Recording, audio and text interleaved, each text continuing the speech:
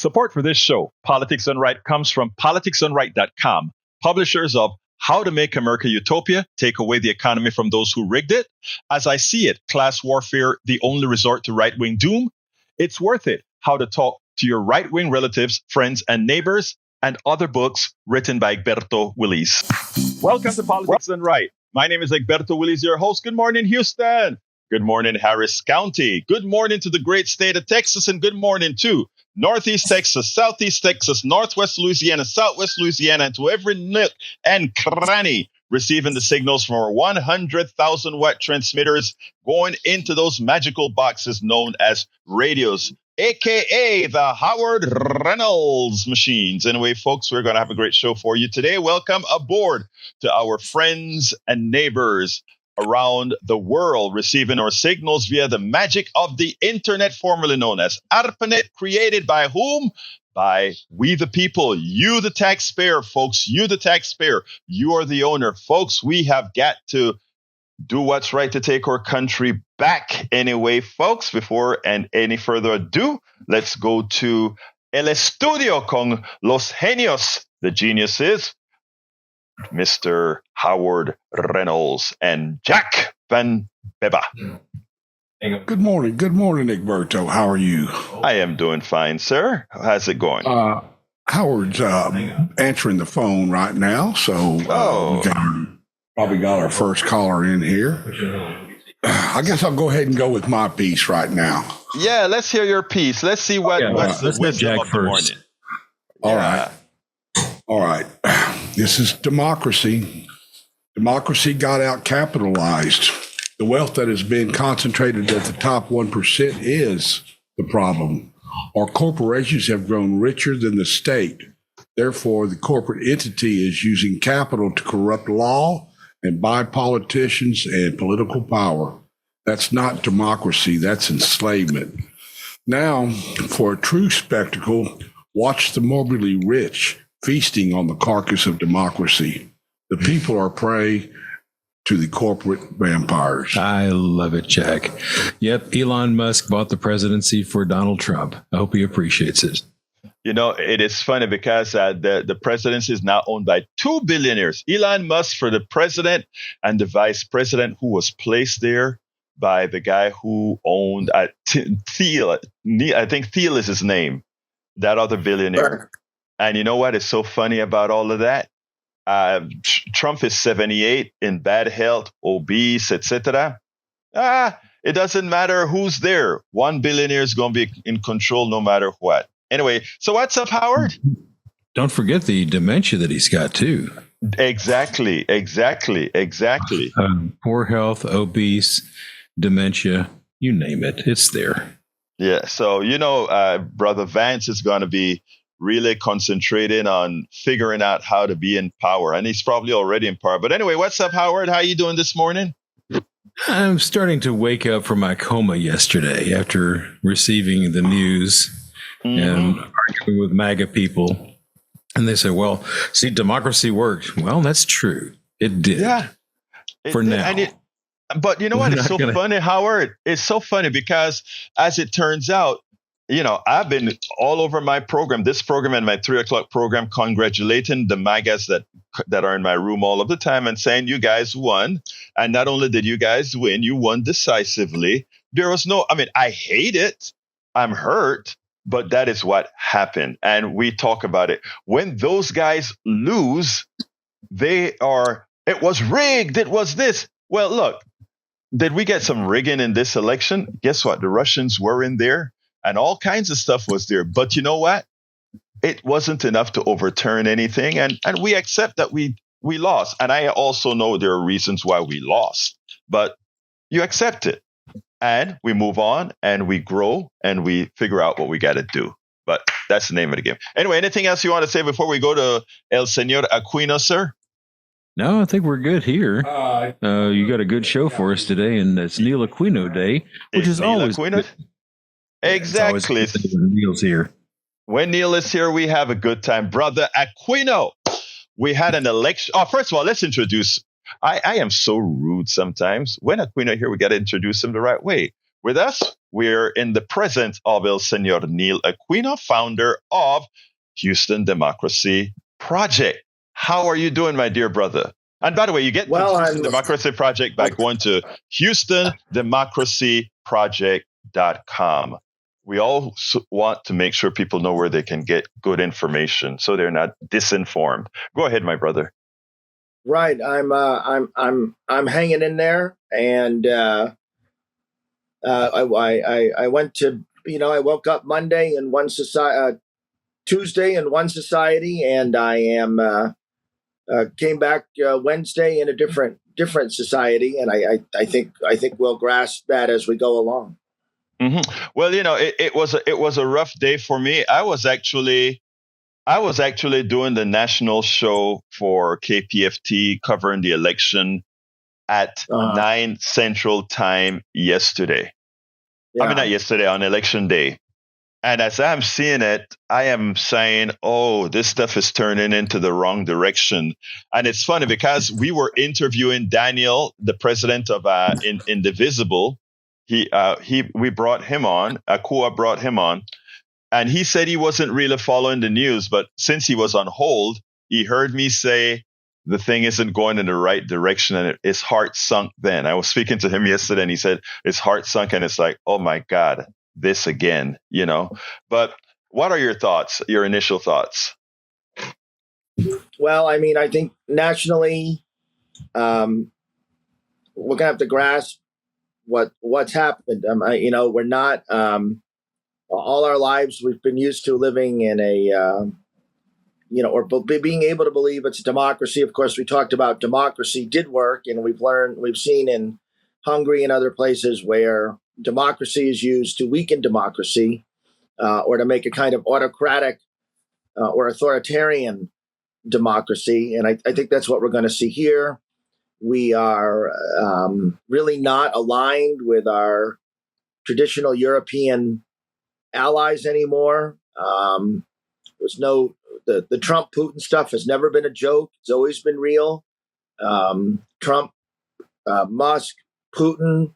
I'd say you could, even though we're about to go into a trade war with China, in many ways we are aligned with the authoritarian nature of China, and it's a completely different world. And social, they're going to gut years of federal regulation and progress. Even the regulation that's there won't be enforced.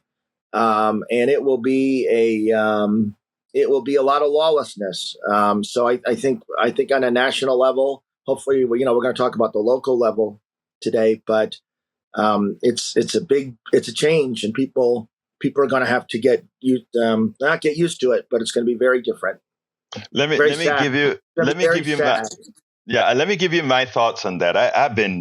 I've been going through this stuff in my head, my machinations in my head, and I want to hear your thoughts on this. Here's the deal. The tariffs, if Trump imposed the tariffs that he talks about, it will create inflation. Definitely so, because that's that by definition. But it'll only create inflation the first year, right? Because if I put a 20% tariff on something, that price goes up by 20% that first year. The second year, if that price, it has the same 20% tariff, guess what?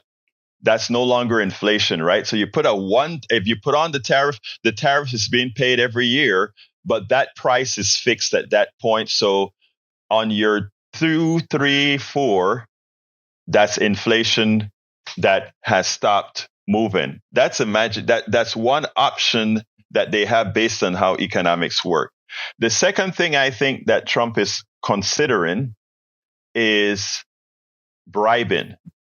And that is, in other words, if China gives him a few $1 billion, we won't implement the tariffs. In other words, if a few $1 billion go to his companies somewhere under Kushner or whatever, no tariffs occur.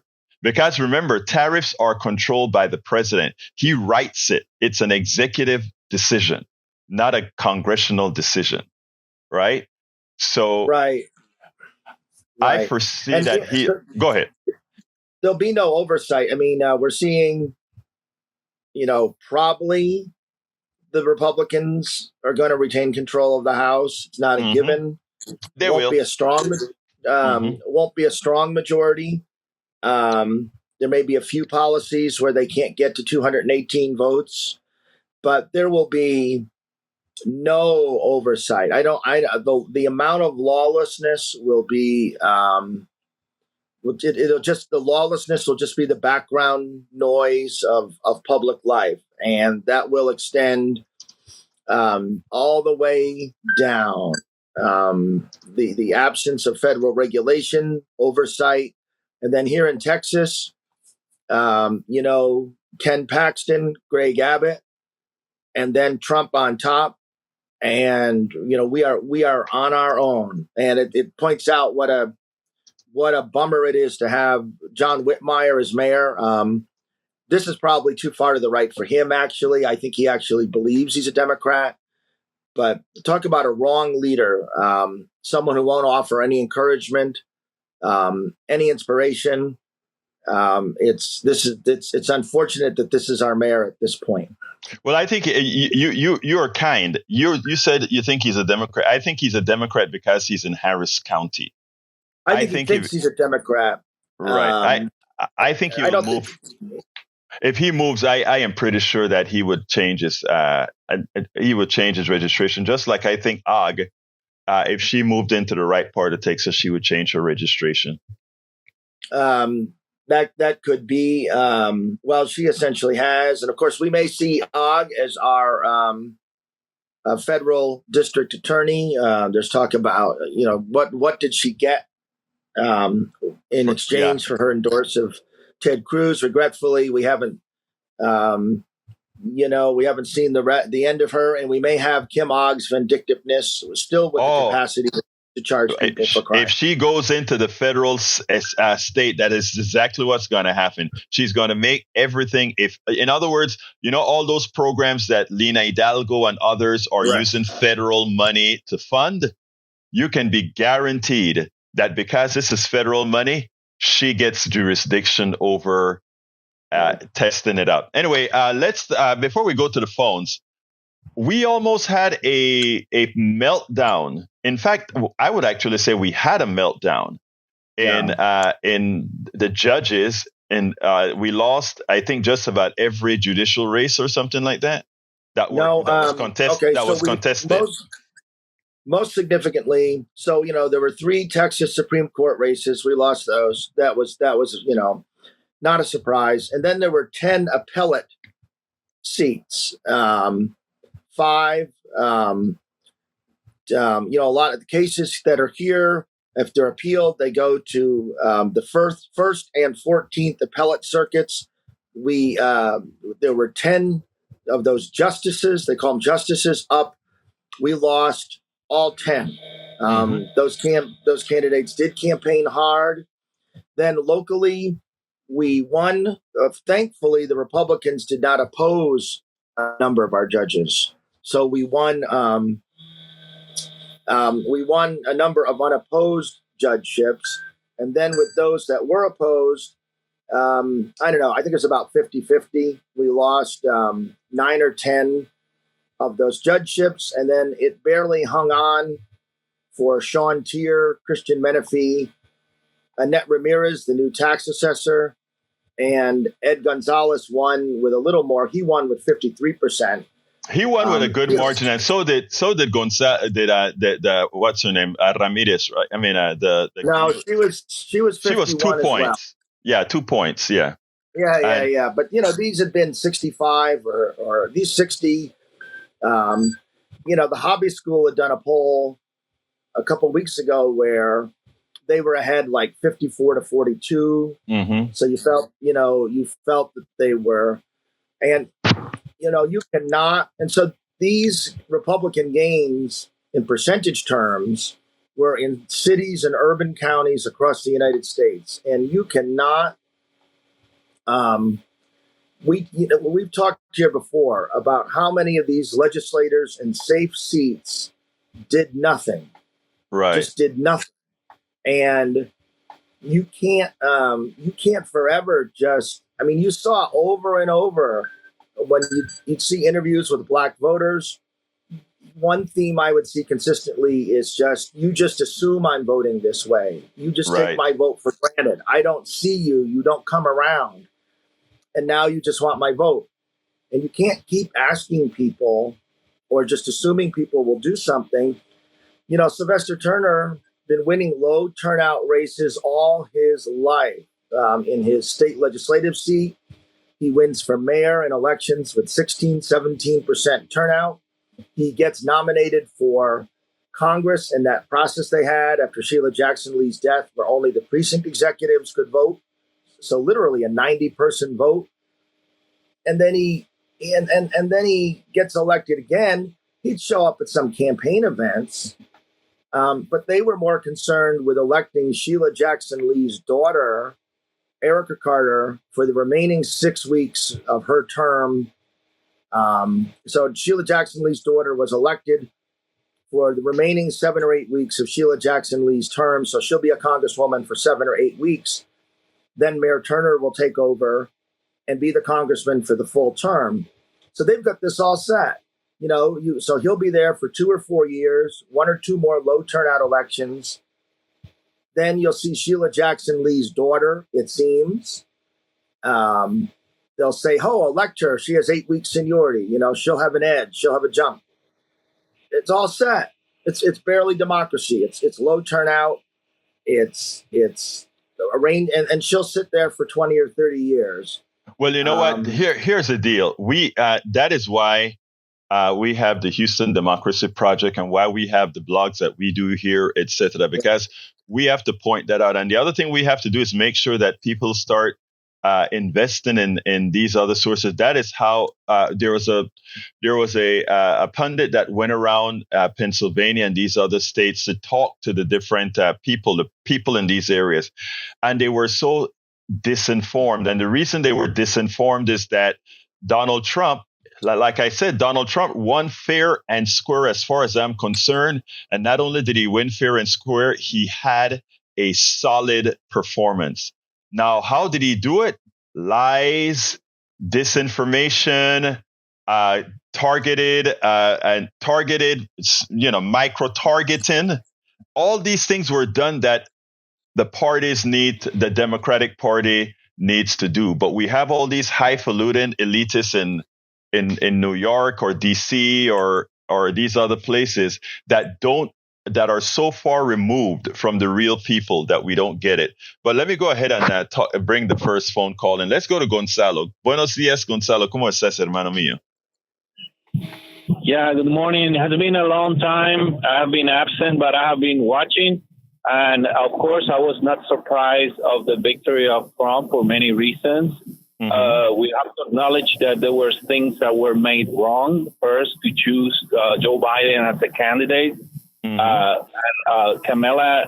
Kamala Harris did what she could, but I mean, being a woman first, a woman of color second, and being a nominee last minute, she had little chance to win, in my own and humble opinion. You're absolutely right, Gonzalo. I am so glad. And don't take this the wrong way, because I am so glad you said it that way, especially coming from un Latino. And the reason why is because I've had in many blogs, etc., to have to defend her, because now they want to plaster this thing on Kamala. Oh, she wasn't strong. Look, this was a damn DA. She was a very strong woman, and much stronger than Donald Trump. And the second thing, sir, is that you hit it on the nail. Biden when he ran, and again, we can say this now, the election is over. Biden, when he ran, said he would be a caretaker to bring us over the hump, and he did the job, and he did a great job. He was a good progressive president, more progressive than any progressive that we've had in our lifetime. But as usual, folks get into power and they don't say, let me seed it and let a transition occur. But continue, Gonzalo. Thank you, sir. Yeah. Also on the on the Houston perspective, I saw with great sadness that the proposition for HISD to raise the taxes didn't go through. And I think the main reason is miles. I saw a banner the other day. It says miles need to go away. Yes. And I think that's what HISD need. You know, HISD need miles to go away to Colorado, to Dallas, to wherever he came from, because he's a disgrace for the educational system. Yes. And unfortunately, it didn't work. And that will be a good opportunity for teachers to get a better salary, because the competition of HISD, that could have happened. It didn't happen, but anyways.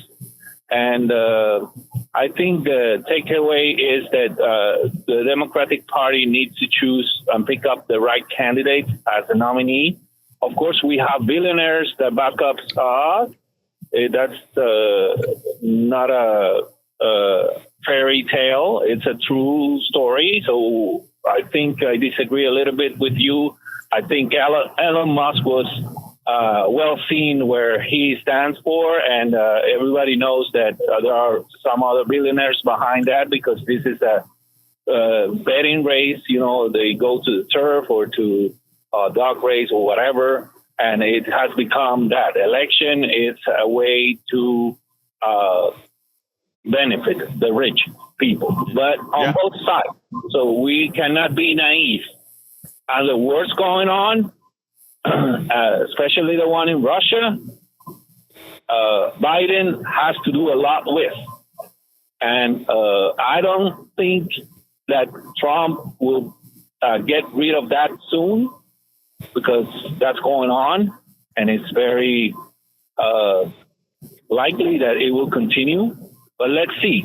I hope for the best, but think for the worst. Thank you, my brother Gonzalo. As usual, you always have present stuff to talk about. Thank you, brother. Let's go to Ray.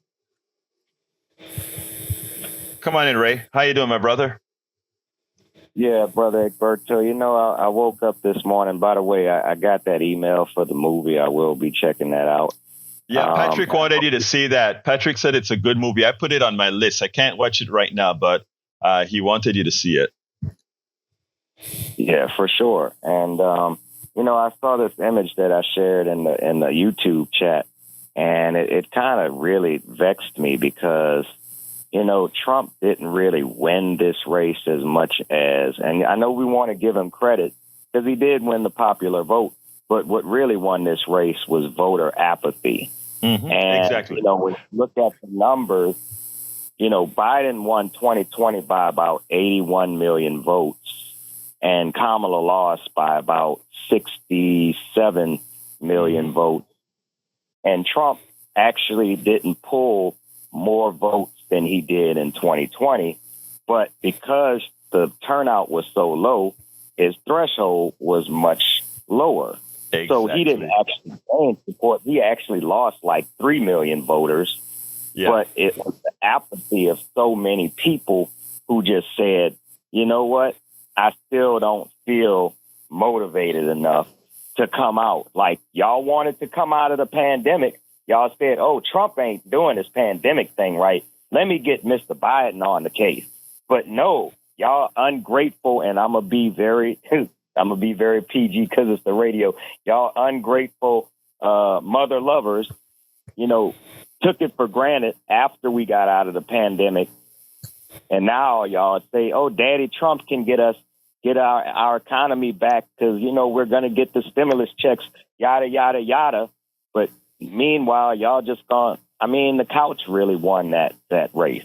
No, look, Neil Aquino, your thoughts on I think you and I started talking about that before we started the show. As far as the numbers are concerned, your thoughts? I actually was. The numbers were down, and people. I was looking up a number. I'm sorry, and people need some reason to feel why it's important to vote, and the fewer number of voters indicates obviously they did not feel they had that reason. You could see why people would be cynical of Trump, the failure of the Democratic Party. What I fear is that we won't have a reckoning of why the Democratic Party performs so poorly in a way that involves urban cities and counties. We'll be talking about ideological things. Should we go left? Should we go to the center? We'll have endless conversations about union workers, about Michigan and Wisconsin. I wish one thing I want to do, and I want to focus on the Houston Democracy Project. And when I go to city council and interacting with the Harris County Democratic Party, is that we have to build an infrastructure in cities that gives people hope and gives people a reason to vote. And all you got to do, just drive around Houston, drive around Harris County, just drive around, and you will see, poor streets, stray dogs, significant people in clear economic distress, and nothing. It's not really being addressed at all. Yeah, and it's gone on for years and years. And I think we have to, the parties, if they really care about people, and that's why I say that a lot of the organization happens on with elitists instead of people on the ground. And what the party has to do is start working with people on the ground. Or the truth of the matter is we have to do what I've spoken to folks at Indivisible and other places are. Take over the damn party from within and run the operations that are going to actually get things done. Ray, give me a closer. I got to get to Johnny. Oh, no, it's absolutely true. I mean, we have to talk to our people in the cities because that's who didn't turn out and gave the race to these rural individuals who are low information. And we have no excuse for all the luxuries we have. For all the poverty we have access to the luxuries here. But Ray, you know what I want to do? I want to send you out to the rural areas also and remove some of that disinformation, man. Because the canvasser that went out into several rural areas in Pennsylvania came back saying they were living in a different on a different planet. The amount of disinformation that they have. So we have to go into those rural areas as well and somehow get some stuff done. But Ray, I'll see you at 3:00, my brother. Okay? All right, brother. Take care. Take care. Let's go to brother Johnny. Come on in, Johnny. How you doing, my man? Crystal Blue Persuasion. Oh, you remember that song? Of course I remember that. That was nice, good stuff in the early 70s, man. Yeah, well, anyway, as I'm in the kitchen, just woke up, and during the transition from Arnie Arneson to your program, when they cut off her, you better think, then they went to that calm music. And while I'm preparing food, listening to that calm music in the wake of this election result, I'm thinking of that Breaking Bad scene. You remember Breaking Bad, the high school chemistry teacher with cancer, played by Bryan Cranston? And a lot of times in that show, what they did was they would show these violent scenes, but they didn't have the audio from the scene. They took audio from Crystal Blue Persuasion or some other kind of calm, passionate type of song while they're showing this violence. That's the experience I was having while I was in the kitchen doing my stuff, listening to that bumper music on KPFT and thinking about what just happened the other day. I feel like we're in an alternate world right now. This is worse than Halloween. This is the worst trick or treat, the worst trick that we could have had played upon us by the corporate industrial oligarchy through the manipulation of our education system and our monopolized corporate media. So that's what I'm feeling right now. I'm feeling. Well, let me tell you, I want to make you feel better. I want to make you feel better. Okay, I've gotten over the pain. All right. Yesterday, believe it or not, I actually shed tears after I shed tears twice yesterday. I'll be honest with everybody. I shed tears twice yesterday. First, when Kamala gave her speech where she conceded. And the reason I shed tears is forgetting about the perfect candidate, because that she wasn't. And we definitely know that Trump was a horrendous candidate. But what teared me up was I could relate to her, knowing that you are the best candidate for that job. knowing that you are much better both intellectually and in the performance that you've given. And that the vast majority of those people who actually voted went for the other person. So I wrote a blog about it, about why she lost yesterday afternoon. I wrote a blog as what really entailed her loss, because her loss wasn't anything else other than, well, read the blog and you'll see. But the other part that I cried about is when Claire McCaskill, it gave me such, I let a tear, because she was crying on the set after Kamala gave her speech. And what she said was, my God, it hurt to see. And Claire is a woman, right? And it hurt her so badly to know how much being a woman was responsible for her loss, and that women were instrumental in that loss, the patriarchy. I mean, I sat there and tears came to my eye, because it was like, man, we're working hard. I want to get this stuff done before my lifetime ends, that women don't have to have that same feeling, that I get, or that not I get, because I do all this stuff on my own now, that I got both in college and in corporate America, when you knew that you were the one that should have had it, but just because you didn't. Sorry for that soliloquy. Continue, Johnny. So let me wrap up by saying that Kamala Harris lost because she allowed it to happen. It was her election to take, and she, like all the Democrats before her, she gave it away. And if she had not betrayed the progressive part of her constituency or potential constituency, she would have given her acceptance speech. No, Johnny, let's talk about this tomorrow. That is where you and I are going to have a serious conversation about that, because her loss was similar yet different than Hillary's loss, but the gender played a humongous part of it. And, we have the documentation that can actually explain it why. I'll give that to you tomorrow, but I have callers that I need to go to. But let's talk about that, Johnny, okay? One quick word. With Hillary, it was dynasty. That's not the case with Kamala. Kamala was way better candidate than Hillary ever could be. Let's talk about it. Let's talk about it tomorrow, because we really need to talk about it. Let's go to Harry. Come on in, Harry. Good morning, Jack. Good morning, Howard. Good morning, Neil. And buenos dias to you, Brother Egberto. I'm glad that you're over the pain. I know how much you wanted Kamala to be our first female president. And you know my reasons why I didn't vote for her. But still, I'll have to give a shout out to Arnie Arneson. She was kind of tearing up in the thing that I listened to, I think in the first half hour. But in the second half hour, she had this guest on, and she was talking about, they were talking about outsourcing and jobs and Trump's media. And they were talking about how Trump threatened John Deere not to outsource to Mexico, but then he turns around and costs Americans jobs by outsourcing the Trump media to Mexico, so that he can make he can put money in his pocket with his company by having the company over in Mexico and paying those workers slave wages.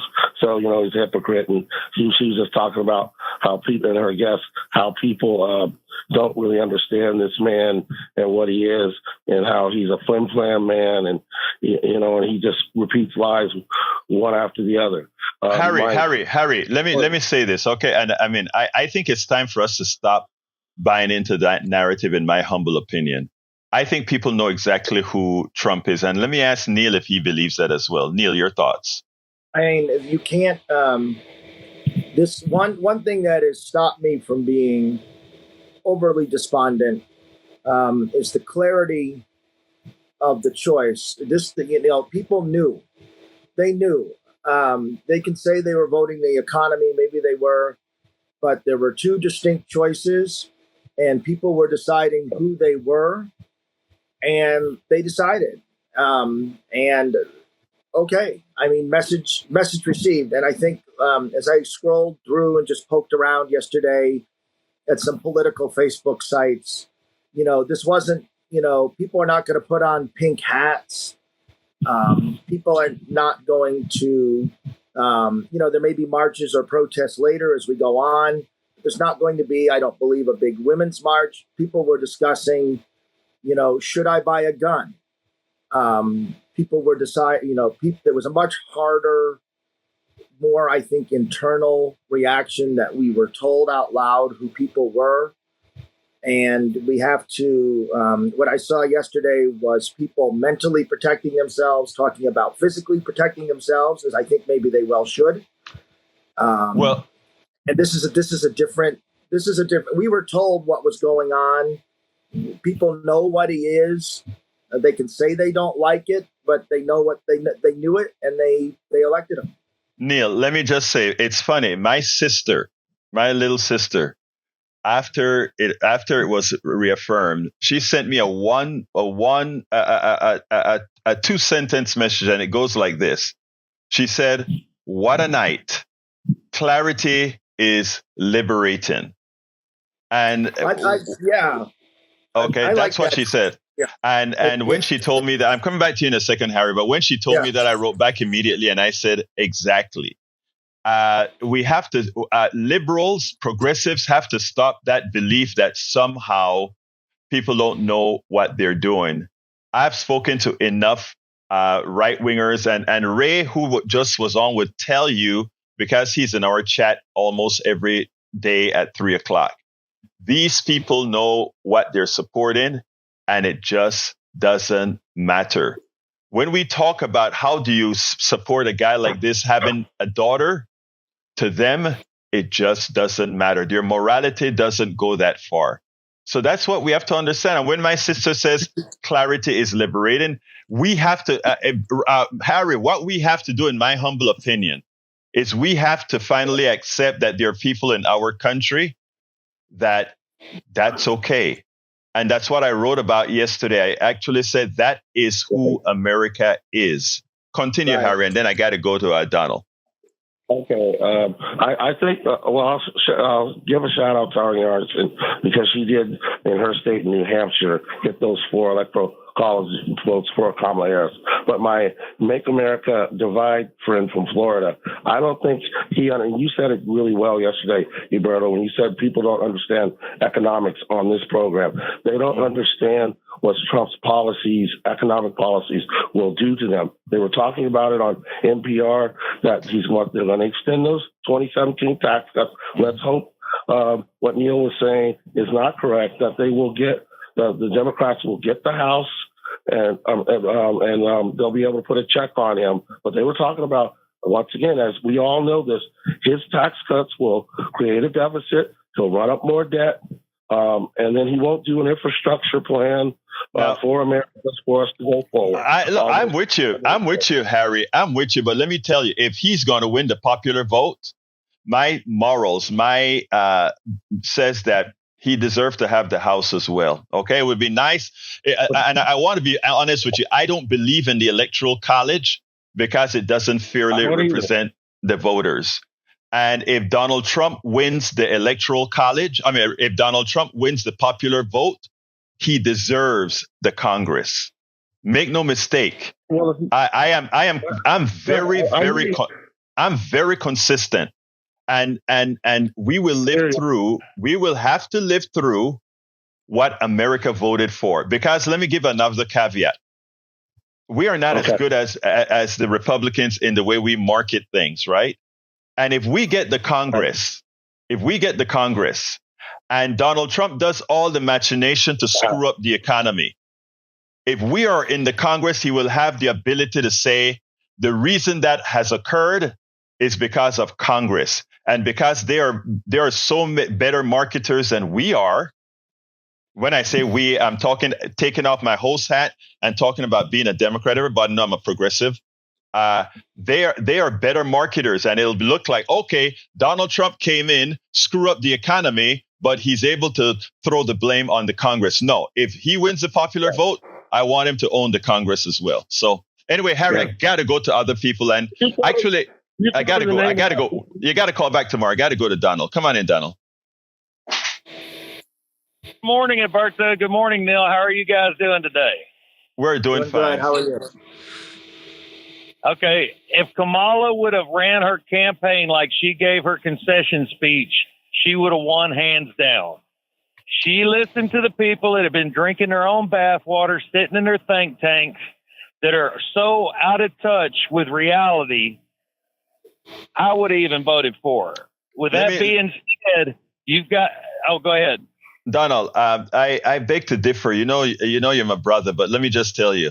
The same Kamala, you're going to have me saying her name the way you did. The same Kamala that I saw give that speech is the Kamala you hear at every single speech she gives in Pittsburgh. That was just a regurgitation of her speech that she gave yesterday. So what you're telling me, if you didn't watch the Fox News snippets and instead got the snippet and got to see that speech, you would have voted for her. That's what misinformation from Fox News and these other channels do. Because again, that speech that she gave that day, yesterday, is a speech she gives in Pittsburgh. It's a speech she gives in that everywhere she gives that speech. But what Fox News does, it takes out snippets and make it say something that she didn't. So I am glad I'm glad that you've got to see her speech unadulterated. And after seeing it, you would have voted for her. Donald, you've just proven that it depends on the source of information. And the other thing. Wait. You got to answer that. Donald, you got to answer what I just said. I listen to both sides. I go to unedited. That's why I don't like the YouTube and the TikTok and everything else, because all they do is snippets. They take the worst of the worst of the worst, and people don't dig down in to find out the best. All right, Donald, my lines are full. Donald, okay. My lines are full. Brother, my lines are full. Hold on. Okay, go ahead. Okay, Washington, Oregon, California, she's only got about 30 electoral votes at the end of this. Because with the popular vote and even Walls in 2023, those 10 electoral votes go to Trump. Now, are we going to see the final score and show that she's only got 30 electoral votes because the national popular vote is given almost all of her votes, electoral votes are going to go to Trump because of the national popular vote. Are we going to see that? Yes. No. Put it this way. If we would pass that law, that is exactly what should occur is that the national popular vote would have given all those votes to the person who won. You're correct. And I'm glad you said that. I support that. So, yeah, thank you for that. I want to see it. You can do it. You can do it. No, you can't. No. You have to follow the law. Look like.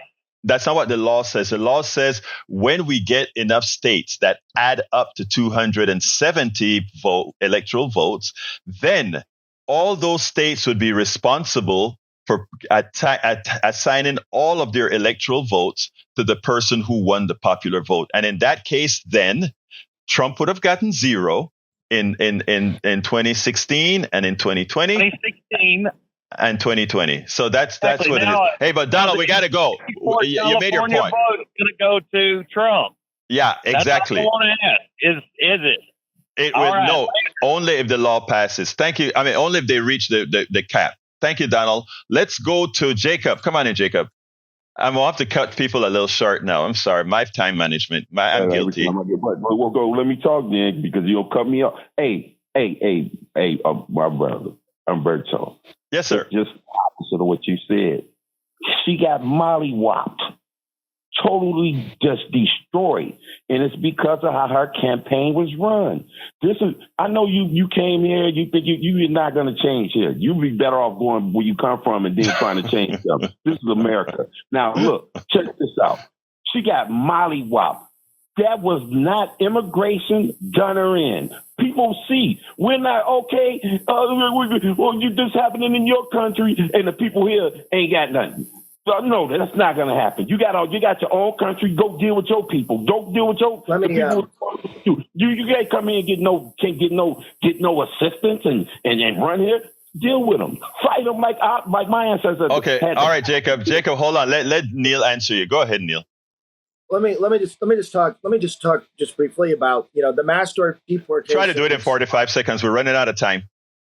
Okay, the mass deportations are coming, and Trump said that he would cut federal funding for police agencies that didn't cooperate. So I just want people to understand that every encounter now with a police officer or a sheriff or a constable is a potential immigration stop.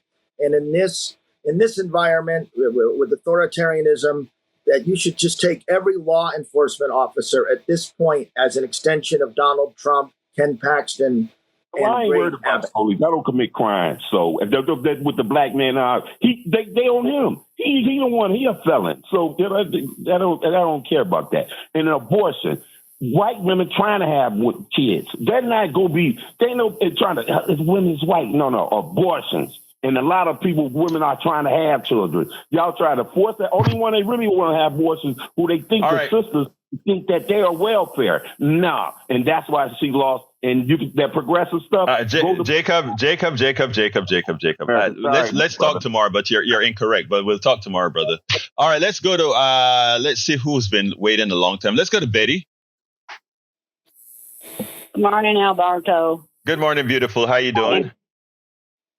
I'm okay. Why they keep talking about Kamala this morning? She lost fair and square, not fair and square, but it's electronics is what happened. And she'll go on. We have not heard from her. We have not heard from her, the last from her. And the ones that talk to you that whatever about her, we know how they feel now. So they're off my checklist. And on electronics, me and my husband had a 23 years TV and electronics repaired. We've seen things go from that to cheap and lazy, and that's what it is now, cheap and lazy, and they rely on electronics. I got rid of my electronics after Trump got in on 2016, and him with his tweeting his second Diet Coke every morning when he would do it. My dear beautiful Betty, I have a whole lot of calls, so I get your point. Yeah, okay, well, another thing on China, remember the rice in China is balling. Okay, love you. Bye-bye. Love you too, girl. You take care. Let's go to Brother Patrick. Come on in, Patrick. Hey, good morning. How are you? I'm fine, my brother. Talk to me. I only got 45 seconds for you, though. Okay. I wanted to dovetail on Ray. Apathy was a part of the problem. Everybody was saying what was on the ballot, and it was obvious that hate was on the ballot. That's what showed up.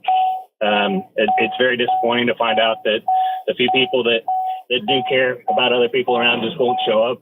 They'd rather stay at home and watch Netflix. It's a very poor reflection of the United States. That's all I have to say. Thank you, my brother. Appreciate you. I just want to point out that, Ray's numbers, when you hear that, it's really pathetic as far as the amount of people that stayed home compared to under Biden. And a lot of folks say, well, these people didn't have anything to vote for. Well, when you do that, remember, you pay the price. All right, let's go to Brian. Good morning, everyone. Good morning, my brother. Talk to me. Okay, one of the things that was ran to try to get her elected was a threat to democracy. Mm-hmm. This is all I kept hearing about, was threat to democracy. Okay, and again, she wasn't in a primary. They tried to impeach and get Trump out of office from day one. Now, what's a threat to democracy? A candidate that's not been chosen by the people, but was picked by a committee. That's more of a threat to democracy than Trump ever will be. That's all I got to say. Thank you, Brian. All right, let's go to Tag. Come on. No, actually not Tag. Tag is Bart has been waiting for a while. Bart, come on in. Guess who's back? Back Brother. again. Remember that song? Hey, Bard. Let me just say this, okay? Bard, what do you expect out of? I just have to ask you one question. I want you to make it a fast answer. What is that going to do for you now? Mr. Egberto, you blaming everybody? No, I asked a specific question. I want to tell you. No. I asked you a specific question. What benefit are you going to get out personally having your guy? And congratulations, by the way. Congratulations on having your guy elected. I'm not going to go ahead and claim what you guys do. I'm going to say your guy won fair and square. What are you going to get? What personally are you going to get out of it? Well, I'm going to get to buy a dozen eggs for 99 cents. All right, good. That just shows you how you don't understand economics. Thank you, brother. Talk to you later, Bard. Let's go to Tag. Morning, Egberto. Good morning, my brother. Just a problem with the Democrats today. Mm-hmm. Good topic. The elephant in the room is gender and color. Yep. Obviously, we had a big problem with that. The undertow with the election was the idea of lifelong politicians and big government, big federal government. And they didn't talk a lot about big federal government and lifelong politicians, but that's been an underlying current elections for many years, actually going all back to the Bushes. They've been talking about that. That's why Hillary Clinton lost. And I think until we address those two issues, I mean, the issue of big government and, lifelong politicians, we're never going to make any headway on, let me say this. You're going to get big government. So there's going to be radical budget cuts and elimination of agencies, but you're still going to have a big government. You're going to have a big government with its finger on, for the rich, a surveillance state. You're still going to have big government. It's just going to be a government that widens financial, economic inequalities, consistently monitors you, serves authoritarian ends. I don't think people yet still grasp. I don't think even Egberto or I yet still grasp where this is headed. This is a whole shift of who we align with internationally, the purpose of the United States government, and you're going to have a big government, just not in the way that you're not in the FDR sense, but in the Elon Musk, JD Vance. I'm glad you targeted. You said it that way, not in the FDR manner, but in the Elon manner. In other words, it's going to be a more corrosive type big government. Government is going to have its tentacles into every place. Hey, Tag, give me a closer. Yeah, and the thing is about they wanting to downsize big government, like it's going to save us, the people, a bunch of money. No. We're never going to pay less taxes to support our government. That's the big illusion that they're trying to sell us, and people are buying into that. They're going to cut our services, and our taxes will still go up. So thanks, guys. Tag. Have a good day. You too. Thank you for your call, Tag. Appreciate you. Let's go to Terry. Good morning, Egberto. How are we doing, sir? I'm doing fine, sir. Talk to me. So, I mean, people keep bringing up race and gender, and I mean, sure, that plays a part in it. But the reality is the Democrats, the liberals, the progressives did not get behind Kamala because of her stance on Israel, her history of locking up black men in California. We couldn't commit to her, I feel like. Terry, I mean, D.L. Hughley used to promote that fallacy about her locking up black men unduly. She locked up people who needed to be locked up. And she created programs. Let me finish. Sir, let me finish. She locked up people that deserved to be locked up. And not only did she do that, read her speeches and listen to her talks where she said she also created programs to prevent recidivism. The fallacy out there, the fact that you are telling me this, Terry, telling me that the disinformation has reached you. I am not asking you what I just told you. What I just told you was facts. What she did in California. Hold on, Terry. Terry, hold on. Terry, hold on. I gave you a chance to speak. You can, all of this stuff, you can go to the source. And this is what sometimes gets upsetting when people come on programs like this and spout that out, my dear brother, and further on the misinformation. Kamala's what she did with her as an attorney general was actually beneficial to the community, unlike the promotion or the spin that it's given. And when it comes to color and race and gender, let's call back in earlier tomorrow, because that is something we should talk about. Because we have to get to the position where Terry, please don't talk over me. I let you talk, then I talk. Okay. When it comes to her, what her gender and race, that matters and it plays a role. Give me a quick response, because I got to jump to Ray.